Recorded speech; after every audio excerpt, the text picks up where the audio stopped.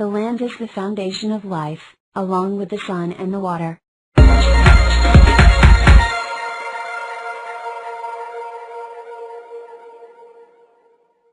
Welcome everyone.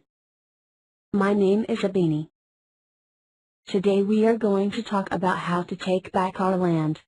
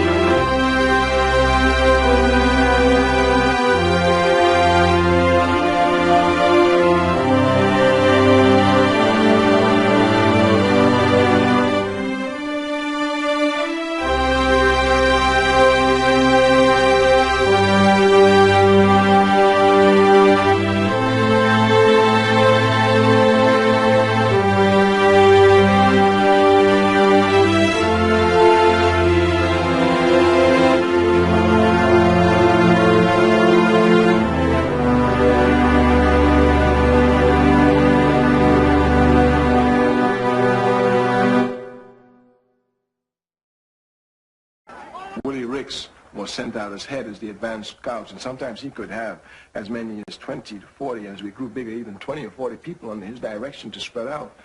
And his task was to take them, spread them out to plantations, speak to the sharecroppers, tell them the march was coming through, but to throw out black power and to give little black power speeches to get the reaction. I think about 3 nights before Greenwood, because Snake was decided where's the best place for us to launch it. About 3 nights before Greenwood, I remember about 2 o'clock in the morning, Ricks came back and he was giving a report, and Cleve Sellers was sitting next to me, I remember. And Ricks was saying, we ought to drop it now. The people are ready for it. He said, I said it the other day, and they dropped their hose, you know. And I said to Cleve, I said, you know, you sent the wrong man out, because we need a clear analysis here, and this man is given to exaggerations.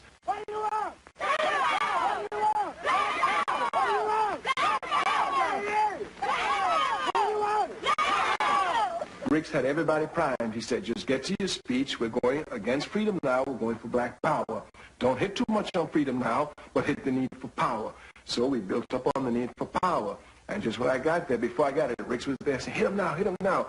I kept saying, give me time, give me time. When we finally got it and we dropped it, black power, of course, they had been primed and they responded immediately. But I myself, to be honest, I didn't expect that enthusiastic response. We want black power. We want black power. We want black power. What do you want? What do you want? Everybody, what do you want? We want black power. We want black power. That's what we gonna get.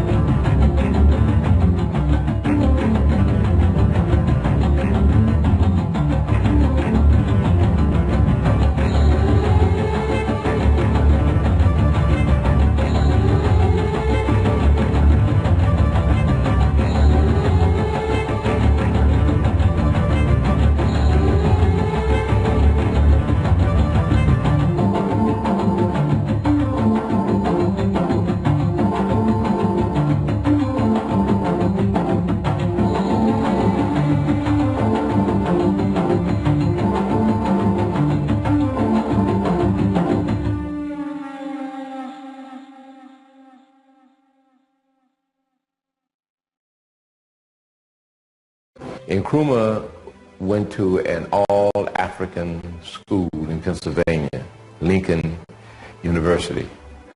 As a student in America, Kwame Nkrumah faced many hardships. There was a point when Kwame Nkrumah didn't have any place to sleep. He used to sleep in the park and he used to eat leftovers. Kwame Nkrumah slept in different people's houses. He washed dishes. He scrubbed floors, to eat, to have a place to live and study. And that's how he moved about. That's how he moved about. His life was very hard. He's working one job and going to 2 different schools at the same time. But I think the positive of it was that it put him in contact with the African community in the United States who were oppressed. He had an opportunity to do a survey where he was able to go from house to house and learn from the direct experience of the African people. Kwame Nkrumah went to school to prepare himself for a great struggle ahead. He knew he was very conscious of why he was there. And this, I think, sets him apart from a lot of students that had been there.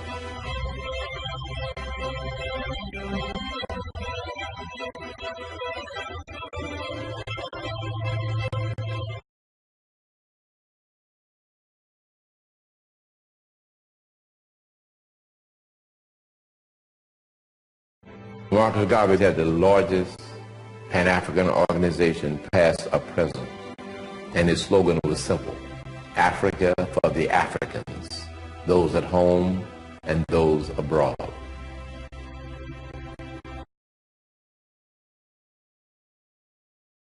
When I am dead, wrap the mantle of the red, the black and the green around me, for in the new life I shall rise up with God's wisdom blessing to lead the millions of the heights and the triumph that you well know.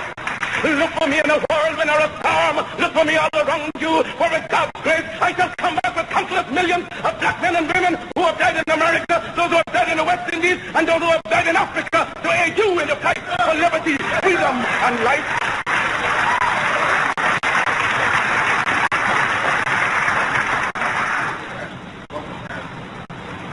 Any leadership that teaches you to depend upon another race is a leadership that will enslave you. Any leadership that teaches you to depend upon another race is a leadership that will enslave you. They gave leadership to our foreparents, and that leadership made them slaves. But we have decided to find a leadership of our own, to make ourselves free men. Our great scholars, having passed through the colleges and universities, have thrown away the blasted record. Babylon did it. Assyria did it. France under Napoleon did it. Germany under Prince von Bismarck did it. England under America under George Washington did it. Africa with 400 million black people can do it. If you cannot do it, if you are not prepared to do it, then you will die.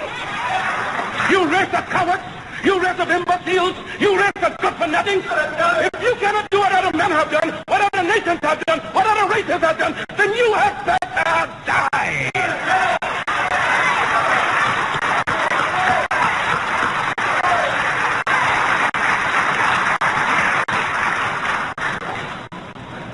Can we do it? We can do it. We shall do it.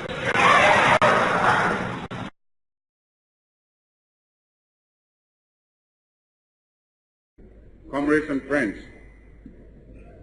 it is my great pleasure to welcome you to Accra and to this conference of African freedom fighters and supporters of the growing movement for Africa's liberation and unity. It is good for our cause to have a periodic meeting of this kind to examine our position in the great struggle to rid Africa completely and forever of imperialism and its handmaidens, colonialism and neocolonialism.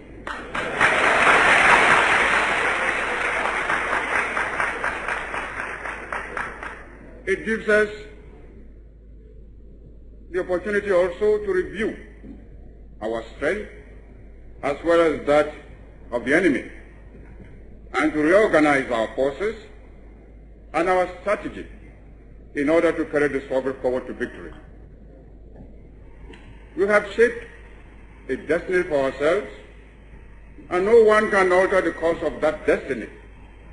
It is the destiny of complete freedom for Africa, the total liberation of our continent, and its political and economic unification. We have achieved some measure of success in this struggle for human freedom and dignity. But we still have a great task ahead. We can only know the extent of our task and our own strength when we have examined and ascertained that of the enemy. Who is the enemy?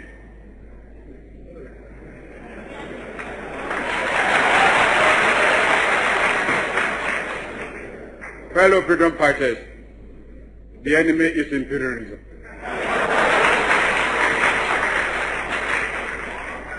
Which uses as its weapons colonialism and neocolonialism.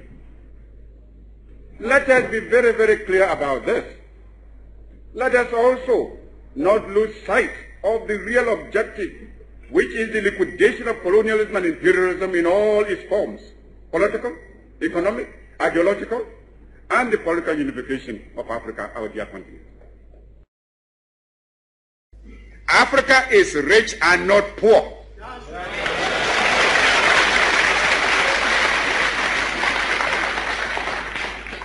As the great wealth that has been taken out of our continent over 5 centuries of spoliation and extortion very well proves.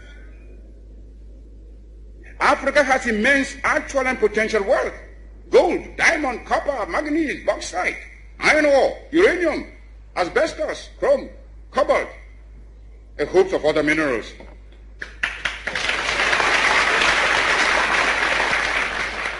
Our essential agricultural produce have all been drained away by colonialist imperialism. Africa is far from being poor. It is Africans who are poor, not Africa. Osachafo Kwame Nkrumah wrote a book called Neocolonialism, the Last Stage of Imperialism. In this book, Kwame Nkrumah lays out the grand master plan for Europe and America's recolonization of Africa, and did it elaborately. The Western world read that book and said, this man has to go. I came to Guinea early '68, and this is when we proposed to Kwame Nkrumah to allow us to bring him back to Ghana, because we were ready to bring him back with guns blazing. I mean, we were young and we were ready and excited, pumped up. Kwame Nkrumah looked at us, you know, and smiled. He took the guns out of our hands and put books in our hands. It was quite frustrating for me at the time. I didn't really understand. But thank God he did. In his infinite wisdom, he knew we didn't know what we were doing. He knew that we needed to study. Our people have only one stage left in their struggle, and that is mass organization. It's the only stage left. We, of course, you know, you learn in many, many different ways. And one of the slowest ways of learning is one known as method of elimination.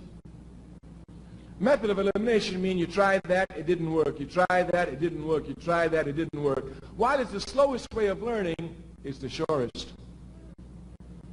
And we have tried everything except mass organization. Brothers and sisters, Africa must unite.